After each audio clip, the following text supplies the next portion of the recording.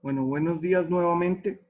Esta es la clase correspondiente al 25 de junio de 2020.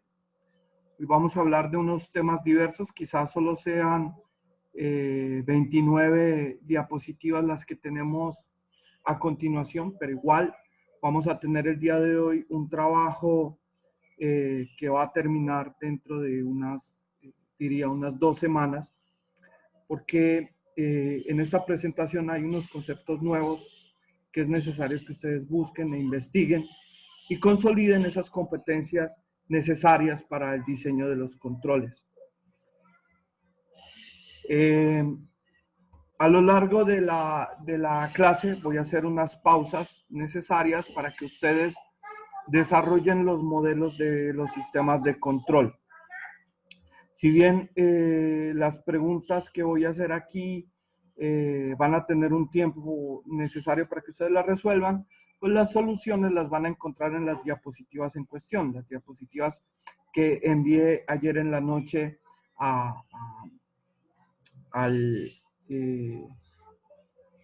WhatsApp. Entonces vamos a hacer esta clase durante toda la mañana tipo taller. Vamos a tener unas pausas. En esas pausas pues voy a estar pendiente aquí de las preguntas. Vamos a trabajar en esta tónica. Bueno, lazos de control cerrados. Hasta este punto hemos visto la dinámica de controles y estos controles están abiertos. Bueno, es decir, hemos estudiado la respuesta dinámica de los procesos ante perturbaciones. El día de hoy, pues, voy a comenzar a trabajar en un proceso que está bien trillado, que es el proceso del diseño de un control sobre un calentador. Este ejemplo es el arquetipo de todos los ejemplos de control de procesos. Entonces, lo importante aquí es que observen y perfilen los conocimientos del modelo en primera instancia y luego ya de conectar estos dispositivos, por ejemplo, el control, la válvula de control, etcétera, etcétera. ¿Vale? Esto lo pueden leer en cualquier libro de control, en el libro de Corripio, en Stephanopoulos, o el libro que estoy siguiendo en este curso, que no sé si hay un PDF con la traducción en español, pero es el libro de Kovanov.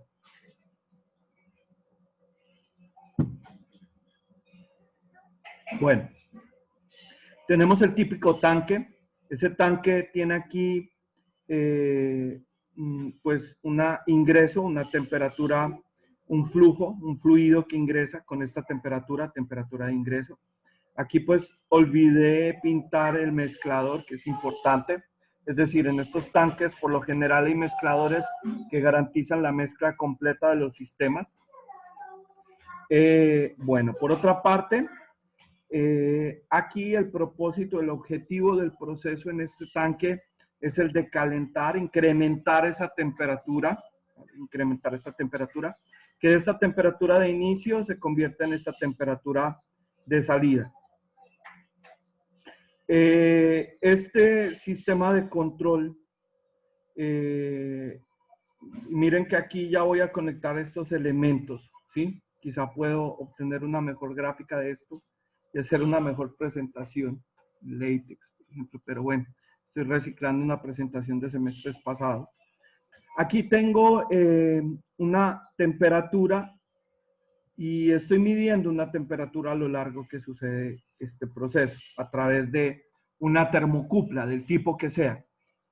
Esta termocupla, este elemento de medida, traduce la información de la variable física temperatura, la cambia, la modifica a través de un efecto, el efecto Seebeck, y en ese efecto Seebeck la temperatura altera el valor del voltaje de un campo, de un campo eléctrico en una aleación, ¿sí?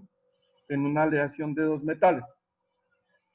Entonces, este aparatico, esta termocúpula, lo que hace es convertir las señales físicas de la temperatura en señales entendibles, leíbles por una tarjeta electrónica como un control. Aquí tendría el Arduino. A propósito, el enlace, yo revisé, Leo me envió un videíto interesante de cómo funcionan los modelos de primer orden. Presento excusas porque no lo he compartido con ustedes. Yo se los envío ahorita. Revisen, ahí está la dinámica, está muy bien explicado por Camila y Leonardo y Rafael. Leonidas, siempre confundo el Leo, pienso que es de Leonardo y es de Leonidas. Bueno, el cuento es que ahí está muy bien explicada la cinética de orden 1, ¿vale? Se los voy a compartir a continuación cuando tenga un ratito. Bueno, entonces tenemos aquí este control que percibe las señales. Ya un agente externo, un ingeniero, llega y programa aquí un valor fijo, es decir, una temperatura que debería ser la temperatura de este sistema en estado estable. Aquí, a esa temperatura la he nominado como T sub S. ¿Vale? Un ingeniero llega y dice ahí, miren, este es un proceso de pasteurización, vamos a mantener una temperatura de 65 grados Celsius. O es un calentador de leche, entonces la temperatura de ingreso es 4 grados Celsius y esta resistencia térmica debe proporcionarle energía para que la leche suba hasta 65 grados Celsius. Y esa es una temperatura de pasteurización, ¿correcto? Pero este valor aquí lo fija el agente externo, quien manipule y programe este controlador.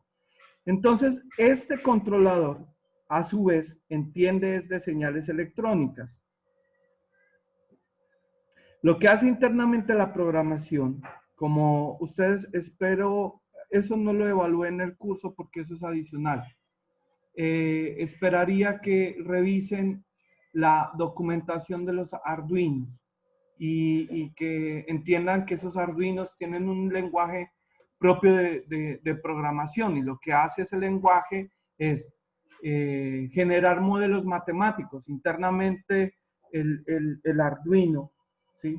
O si esto lo extrapolan a un sistema industrial, el PLC, lo que se hace es programar un PLC. Y matemáticamente ese PLC manipula ahí está el modelo matemático, ese PLC manipula esas variables y emite unas señales de respuesta.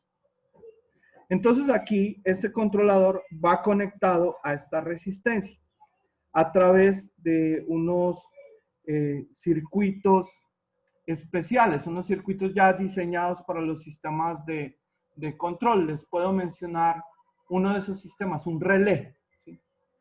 Eso hace parte de la argumentación de esa ciencia, de esa ingeniería que está en la Mariana, de ingeniería mecatrónica. Los ingenieros mecatrónicos pues conocen muy bien esos dispositivos, ese conjunto de circuitos, que pues miren que estas señales tienen un voltaje bajito y lo que hacen esos circuitos en sí es amplificar esta señal y hacer que esto se conecte, por ejemplo, a un termo, ¿cómo se llama esto? A un resistor, ¿sí?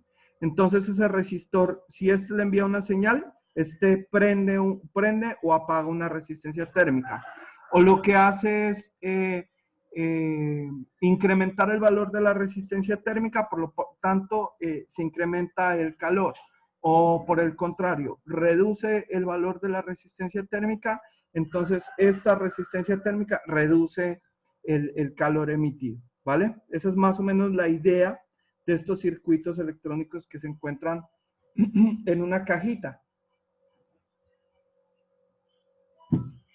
Bueno, este es un elemento final de control y aquí hay una resistencia que puede ser o una resistencia eléctrica O puede ser, por ejemplo, un quemador de propano.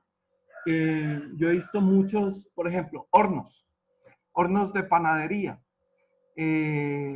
Claro, eso en la actual coyuntura va a cambiar mucho. Yo creo que la energía eléctrica es la energía del futuro. ¿Sí?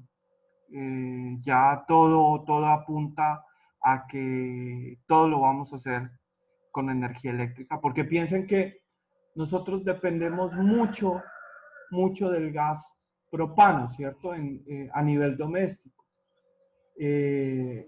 Cocinamos con gas propano, en Pasto hay muchos hogares que tienen calentadores de gas propano, incluso hay automóviles que funcionan de forma híbrida con esta clase de gases, gas propano.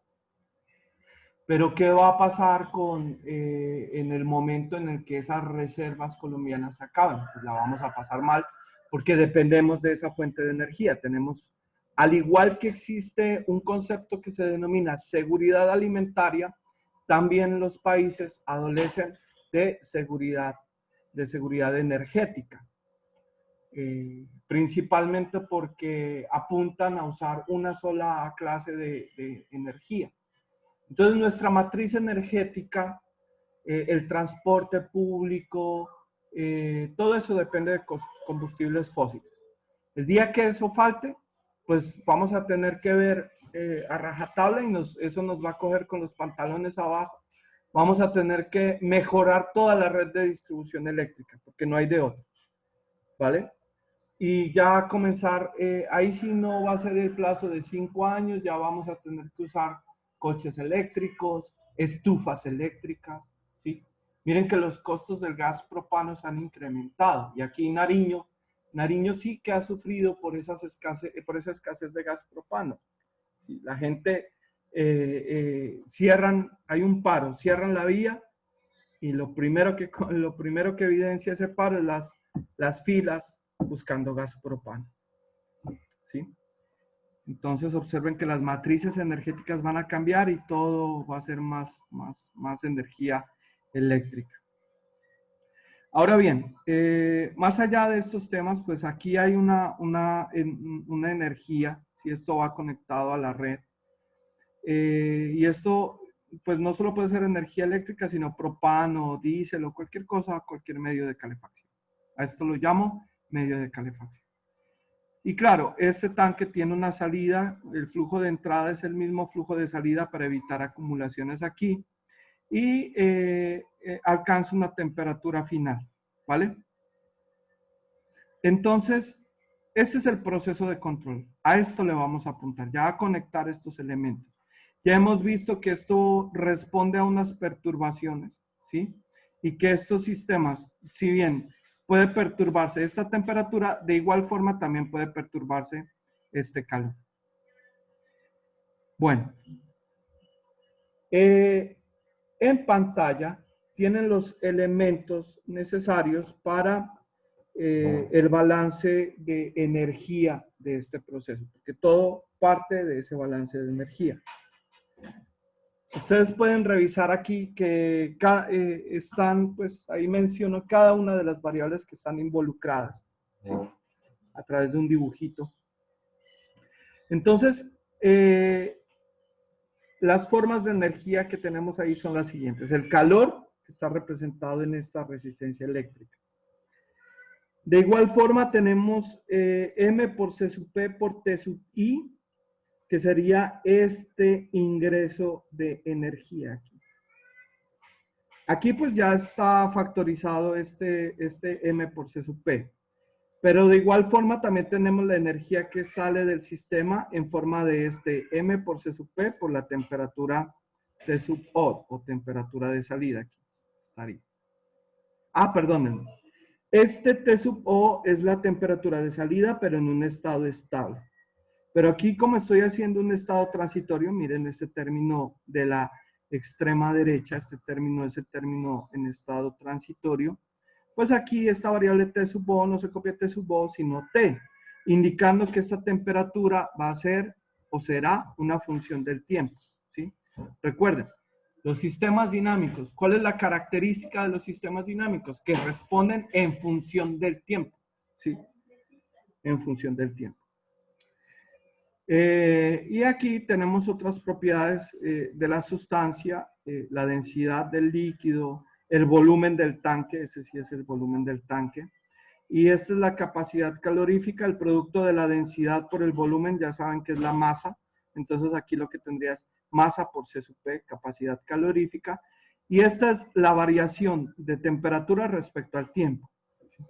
Recuerden que el propósito de esto es mantener una temperatura. Esa es mi variable objetivo, ¿sí? Recuerden además los conceptos iniciales que teníamos de los controles. Les sugiero respetuosamente hacer una revisión de variable manipulada, variable censada o medida, en fin, todas esos conceptos de perturbación, de elemento final de control. Eso lo vimos al inicio del curso y es necesario que para que entiendan de lo que estoy hablando le peguen una repasadita a eso. Entonces, aquí tenemos que la variable controlada va a ser el delta de T, la variación de temperatura. Y pues bueno, el propósito de esta clase es llegar a este sistema. Miren que hay una semejanza muy grande de estos diagramas con lo que compete a la diagramación de Simulink en MATLAB o de SICOS en Scilab, ¿sí? Cada uno de estos elementos tiene un bloque. Y a través de este curso, a través de esta clase, vamos a llegar a que cada uno de estos elementos tiene una ecuación característica fruto de las transformadas de Laplace. ¿Sí? El controlador, el elemento final de control, el proceso, el elemento de medida. Miren, son bloques que se representan a través de eso que he trabajado en las 2 anteriores semanas, que es ese bloquecito que tiene, en el que se cambian pues esas variables, el tau y el k sub p, ¿vale? Bueno, y miren además que aquí hay otros bloques. Estos bloques, esto sí es pura y física representación de MATLAB, ¿sí? En MATLAB el bloque sumatoria se representa así. En Scilab, en SICOS, no sé, no lo he ensayado. Hay un bloque muy parecido que tiene más y menos. No lo he vuelto a ensayar en épocas recientes, pero nunca me funcionó bien ese bloque de sumas y restas en Scilab. No sé por qué, chicos. Reconozco ahí, me ha faltado un poquito curiosidad y colocar este bloque a ver si funciona bien.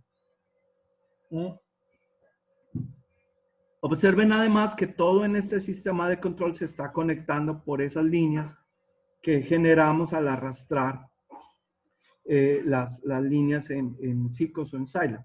Bueno, hacia allá nos dirigimos. Y para esto vamos a ir en este orden, elemento tras elemento, revisando cómo se perfilan y configuran estas señales y estas características en Scilab, en SICOS. Bueno, vamos a darle trámite a esta primera ecuación para que lo tengan presente. Vamos a desarrollar un diagrama de bloques.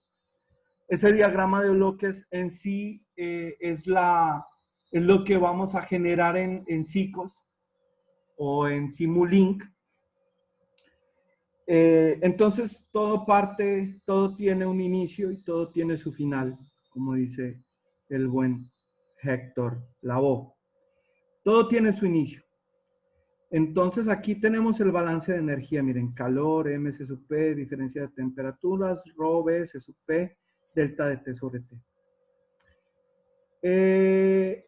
Vamos a hacer aquí una resta respecto a la temperatura de referencia y sí tengo pendiente esa pregunta. ¿Sí? Algún día la voy a responder. Necesito avanzar aquí. Entonces, Q más MC sub P, esa es la temperatura de ingreso menos una temperatura de referencia, menos M por C sub P, la temperatura esta menos la temperatura de referencia, se factoriza aquí, y esto es igual a ρ por B por C sub P por delta de T, y aquí estaría T menos la temperatura de referencia. Ah, no, este delta de T si lo dejo así como, bueno, de forma íntegra. Entonces, lo que voy a hacer aquí es la misma ecuación, pero con valores en estado estable. Q sub S, el valor del calor en el estado estable, MC sub P, el valor de la temperatura de ingreso en el estado estable, MC sub P está así como es una respuesta del sistema, pues no la evalúo respecto a su estado estable porque, les digo, es una respuesta al sistema. En fin, aquí tienen estas variables y lo que estoy generando son unas variables T sub I prima. Y esas T sub I primas es el valor de la variable respecto a su valor en estado estable, ¿vale? Entonces esta ecuación se simplifica y lo que obtengo